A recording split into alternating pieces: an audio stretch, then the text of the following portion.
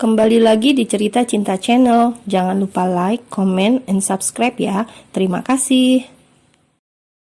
Pagi-pagi sekali, Caca sudah lebih dulu pergi meninggalkan rumah utama. Tujuan Caca adalah rumah sakit. Semalam ia mendapat kabar bahwa Lana kritis.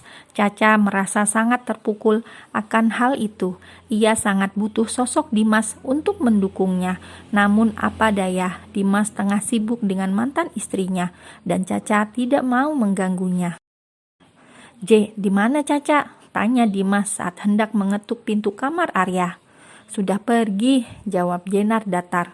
Sepagi ini, tanya Dimas. Kemana? Tanyanya lagi. Tanya sama diri kakak sendiri, ucap Jenar lalu ia pergi. Dimas mengusap wajahnya dengan kasar, kala tidak menemukan keberadaan Caca. Sesungguhnya, Jenar juga tidak tahu di mana Caca, karena Caca tidak memberitahunya.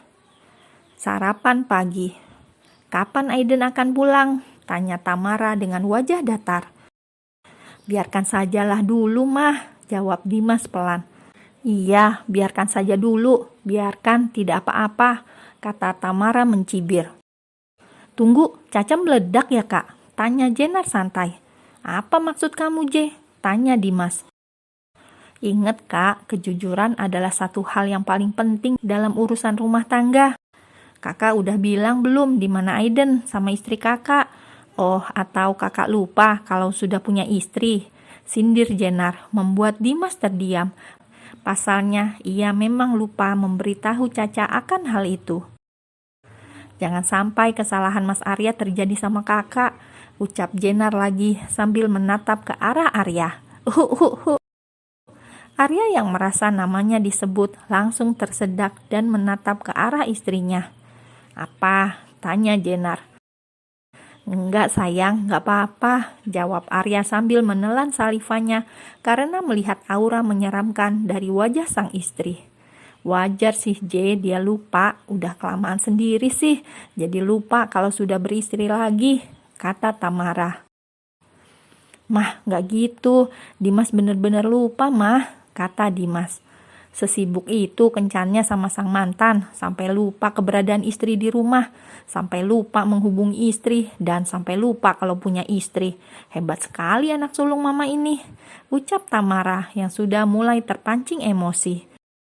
Saat sedang berdebat, tiba-tiba ponsel Dimas bergetar. Dret, dret, dret. Halo, jawab Dimas. Apa? Dimas langsung berdiri dari tempat duduknya. Katakan, di rumah sakit mana? Kata Dimas, lalu ia segera berlari ke arah mobilnya. Siapa yang telepon Kak Dimas? Tanya Jenar. Dan siapa yang di rumah sakit? Tanya Tamara. Kakak, bagaimana keadaan Mama? Tanya Caca panik. Mama kritis, Cak. Mama butuh transfusi darah, tapi stok darah di sini kosong, kata Leona. Kakak lagi hamil, gak boleh donor darah, imbuh Leona. Tanpa berkata lagi, Caca segera berlari ke ruangan dokter yang menangani Lana. Caca langsung mengajukan diri untuk mendonorkan darahnya kepada Lana. Maaf Nona, sepertinya kondisi Anda sedang tidak baik-baik saja. Saya tidak bisa membuat Anda menjadi pendonor, ucap dokter. Saya baik-baik saja, ayo dok, cepat lakukan sekarang, desak Caca. Maaf Nona, tapi tidak bisa, kata dokter. Kalau mama saya kenapa-napa, apa dokter mau bertanggung jawab? Hah? Bentak Caca kepada dokter.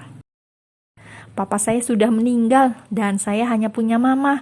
Kalau sampai mama saya kenapa-napa, apa dokter mau tanggung jawab? Tanya Caca lagi dengan suara lebih pelan sambil menangis. Ayo ambil darah saya dok, ayo, kata Caca lagi. Sebenarnya dokter enggan melakukannya, namun keadaan Lana juga sudah sangat kritis sehingga akhirnya dokter melakukan transfusi donor. Cak, apa kamu yakin? Tanya Leona. Iya, demi mama, Caca nggak mau kehilangan mama, kata Caca lemah. Caca melihat ke arah Lana yang sedang terbujur lemah dengan banyak alat yang menempel di tubuhnya. Hati Caca begitu sesak kala melihat itu. Semoga mama lekas membaik. Caca mohon mama cepat sembuh, gumam Caca pelan. Tak berapa lama transfusi darah selesai dan Caca langsung dipindahkan lagi ke ruang perawatan lain. "Caca," panggil Leona lembut. "Kakak," ujar Caca lemah. "Bagaimana keadaan kamu?" tanya Leona. "Kak," tiba-tiba Caca meringis kala merasakan sesuatu di perutnya. "Caca, kamu kenapa?" tanya Leona sedikit panik. "Ah, kakak, kenapa perut Caca sakit? Ah." Caca merasakan sakit luar biasa di perutnya kala sudah selesai melakukan transfusi darah. "Caca, kamu kenapa?" tanya Leona semakin panik. "Sakit, Kak, sakit," kata Caca sambil memegang perutnya. "Kamu tunggu sebentar, kakak akan memanggil dokter." Leona pun segera memanggil dokter dan segera menyuruh Fahmi agar langsung menghubungi Dimas. Brak, Dimas langsung membuka pintu ruangan Caca dengan kasar. Dilihatnya tubuh mungil Caca yang kini terbaring lemas di atas berangka rumah sakit, membuat hatinya terasa nyeri. "Sayang," panggil Dimas lembut, namun Caca masih memejamkan matanya. Leona meremas kuat jaket Fahmi. Ia merasa takut dengan Dimas. "Apa yang terjadi?" tanya Dimas dingin. "Caca baru saja mendonorkan darahnya untuk Mama," kata Fahmi berusaha tenang. "Donor darah?" tanya Dimas dengan kening berkerut. "Mama kecelakaan kemarin dan butuh donor darah. Leona sedang hamil, jadi tidak bisa mendonorkan darahnya. Lalu Caca bersikeras mendonorkan darahnya tanpa diperiksa terlebih dahulu," kata Fahmi pelan. Ia juga merasa sangat bersalah akan hal ini. "Lalu?" tanya Dimas lagi. Setelah selesai donor, Caca, Fahmi tidak melanjutkan ucapannya. Ia sangat bingung dan takut sudah pasti.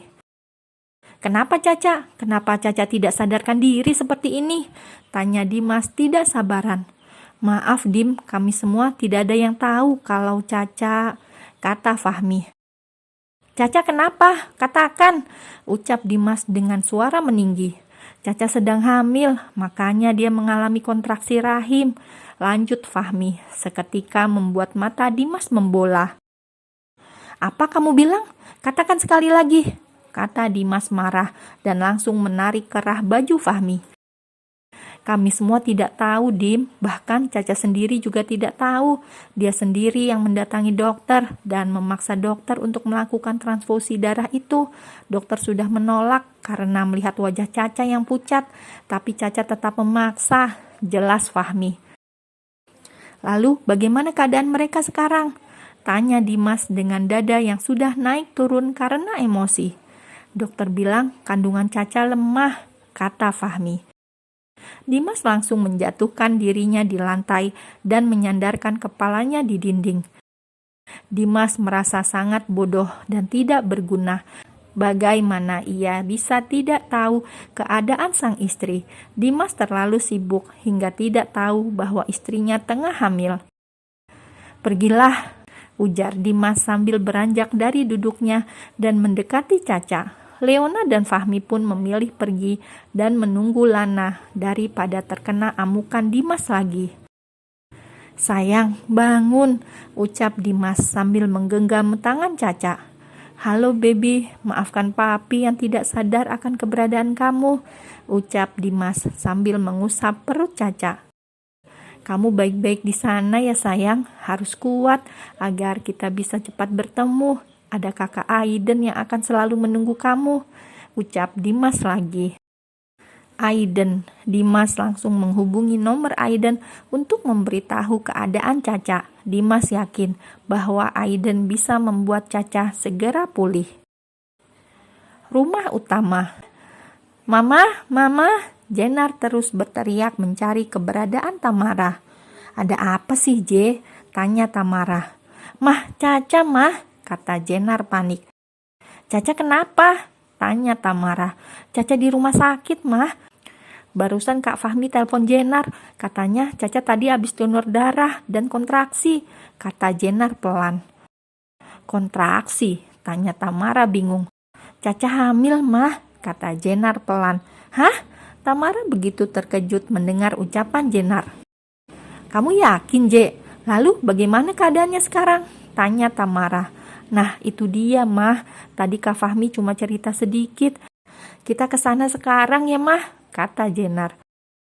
Ya sudah, Mama ganti baju dulu, kata Tamara.